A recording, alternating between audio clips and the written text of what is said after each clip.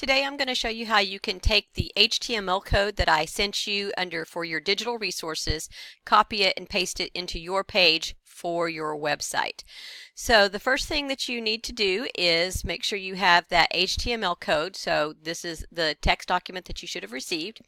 You're going to select all, so Control A will do that, and then copy it. Control C will copy it. Okay, and then you can just go ahead and reduce that. Then you should be logged into EasyTask Titanium for your page, and I'm going to set mine up on another tab. It doesn't matter if you did it in tabs or if it's just a blank page.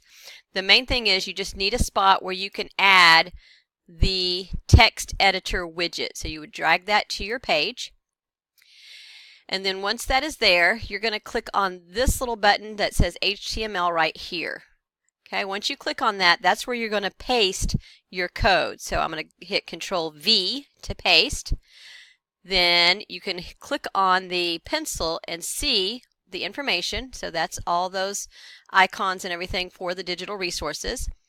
Click Save Changes.